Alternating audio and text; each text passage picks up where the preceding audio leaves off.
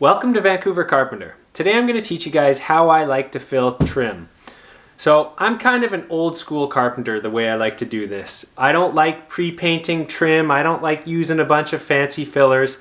I'm pretty specific because I want my trim to look like good old-fashioned painted trim. So first off, you're going to want a couple putty knives. I usually like to have a 3 and a 1 inch. And next, let's get into the products I like to use because this is where I get specific. One of the very popular products that people use for filling trim is Drydex. So this is, the good old spackle that starts pink and ends up white. Now, I don't like this stuff. Why don't I like this stuff? Because in my mind, this is a glorified drywall filler. And why am I going to use a drywall filler on wood? Now, I have many times used that product with pretty good results, but here is what can happen, and I have seen this a lot. When Drydex is dry, it is a softer material than either MDF or pine trim. Because it's softer, when you're sanding the trim, it's easy to slightly over sand the softer filler from the harder wood around it. So this leads the holes to being a little bit hollow, so when you paint them, you can find all the nails, and that's unacceptable to me. There's a second thing that can happen, especially on MDF trim. I have found that the moisture from the Drydex can actually make the holes on the MDF swell a tiny bit.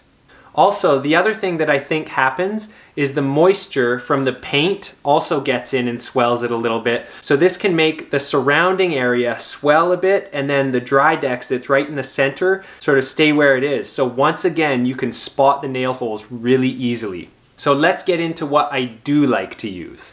Good old-fashioned wood filler. So this is just Elmer's wood filler.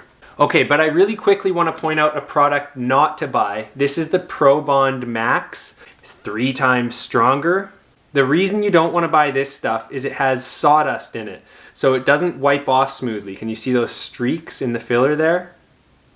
So it'd be good for exterior use, but don't use it for your interior trim. Kind of reminds me of changing diapers for some reason too. Okay, so let's get into the good old-fashioned wood filler. So why I like this stuff, oh yeah, there's a hair in there. It's curly, gross.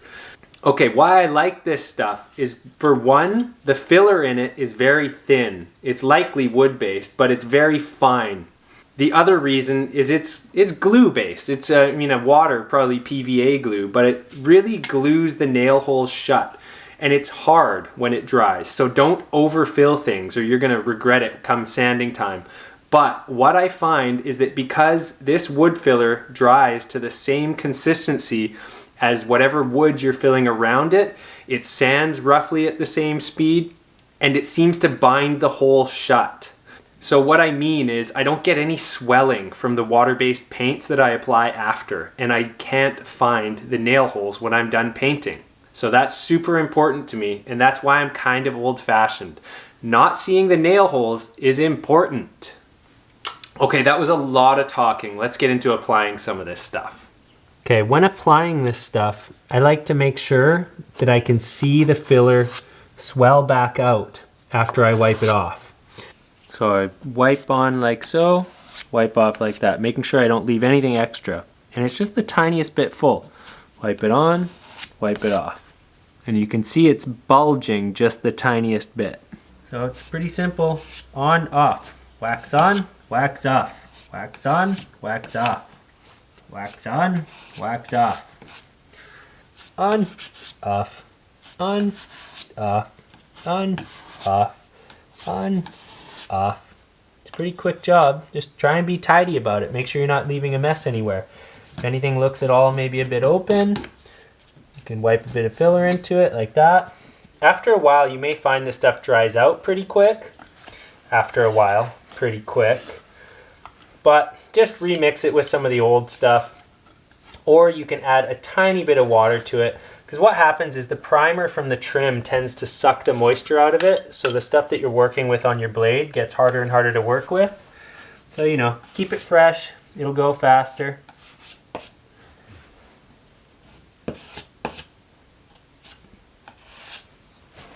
Sometimes the trim carpenters haven't quite dialed in their gun, And it can be handy to have one of these. These are really handy for if you just have the occasional one.